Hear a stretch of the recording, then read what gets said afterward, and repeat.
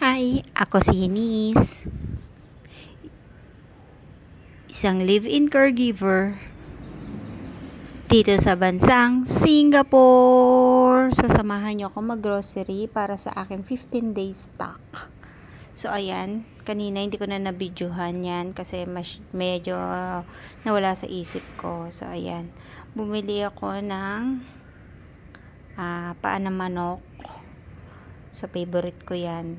Bumili ako ng 5. Tago $1 mahigit. Tapos bumili ako ng giniling. Nakasale siya 30%. Tapos bumili ako ng ampalaya. Malaysian ampalaya yan. $3. $3 mahigit. Tapos broccoli. 2.4. Medyo mahal. Tapos yan, itlog. Syempre, ang pambansang ulam naming mga OFW. Itlog. Yan, repolyo. Tapos, bumili ako ng 2 stock ng cereals. Yan, favorite ko yan kasi hindi siya masyadong matamis. Kaya, hindi ako nagpapawala niyan. So, tapos yan, bumili din ako yan. Masarap yan pag may itlog, tapos may lettuce, tapos cheese. Yan. Kasi gusto ko yung mga binibili kong stock, yung easy to cook lang, hindi ako nahihirapan. Tapos, naghahanap ako ng cheese dyan. Dito sa grocery na pinagbiblihan ko sa FairPrice, meron din mga Filipino goods. So, pero medyo mahal. Hanap tayo ng mura. So, ayan. Ang binili ko lang yata dyan is nasa $3 lang yata. $4 yun per price cheese. Tapos, si Ate Jay nagpabili sa akin ng Mentos. So, syempre, wala doon sa value dollar. Kaya dito na lang ako bumili sa fair price yan. 0.85 Mentos. Isang haba yan. So, bumili ko ng 8. Yan. Ewan ko. Bakit titinda ni Ate Jay? Charis.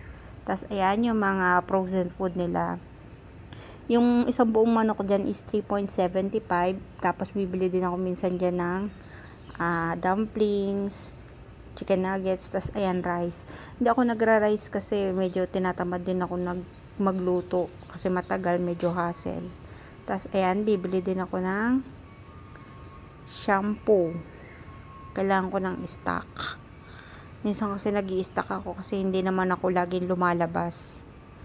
Medyo malayo kasi ang bilihan. Tas yung iba, ipon din para pang-box. So, ayan, bumili ako ng 2 bote ng Head and Shoulder. Yan pinamili ko. Pero nauna na ako bumili sa sa value dollar, hindi ko na nakakuhanan. So, ayan, magkano kaya ang bill natin? Nakapila ako dito sa counter.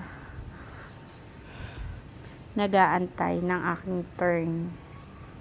So, dito yan sa FairPrice Orchard sa Scott Road. Dito ako lagi namimili. So, ayan, binabarcode na ni ate. Yung aking mga pinamili. So, ayan, magbabayad tapos gamit ko yung card, yung points card. Tapos, hindi pala ako gumagamit ng cash. Kasi, ayoko ng mga butal-butal. So, usually, ginagamit ko talaga card. Diyan ko yun nilalagay. So, ayan, nag-bill tayo ng $59. Ang budget ko talaga para sa aking 15 days is $100 kada cut-off.